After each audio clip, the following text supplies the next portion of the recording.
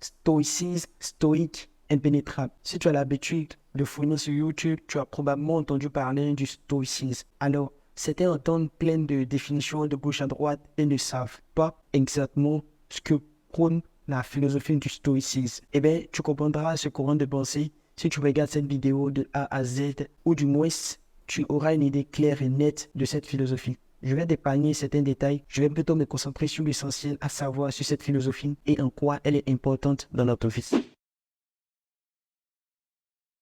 Il faut savoir que le stoïcisme divise tous les événements qui peuvent arriver dans la vie d'un être humain en deux catégories. D'un côté, ce qu'on peut contrôler, comme nos émotions, nos habitudes, notre alimentation, nos finances et bien d'autres encore. Enfin, tu vois ce dont je parle. Et de l'autre côté, ce qu'on ne peut pas contrôler, comme le jugement des gens, l'économie, Internet, les phénomènes naturels, etc. Et le stoïcisme, c'est ce courant de pensée qui se concentre uniquement sur les événements dont l'individu peut contrôler. Tout ce qui est dans sa sphère de contrôle et quelle que soit la situation, ce qui ramène une personne stoïque à toujours porter un jugement objectif sur les événements. Et voilà la question qui se pose toujours face à n'importe quelle situation.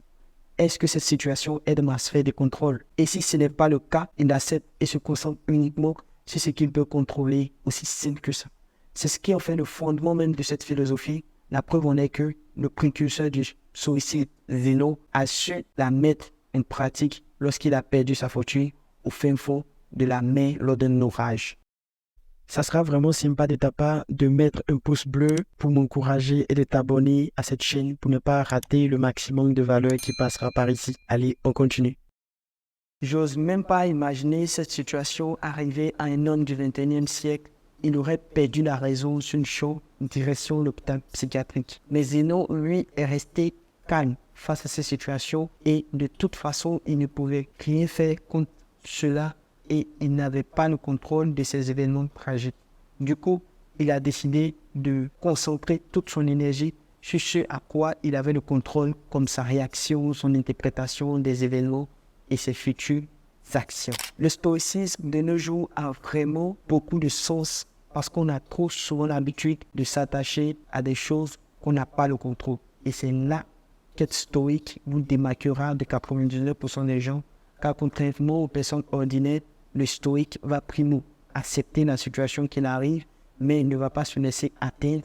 Et secondo, il va chercher à en tirer quelque chose de positif et apprendre de cette situation. Du coup, le stoïque, quels que soient les obstacles, avancera en devenant de plus en plus meilleur, tandis qu'une personne ordinaire perdra le contrôle, sombrera dans la dépression et s'enfoncera de pire en pire.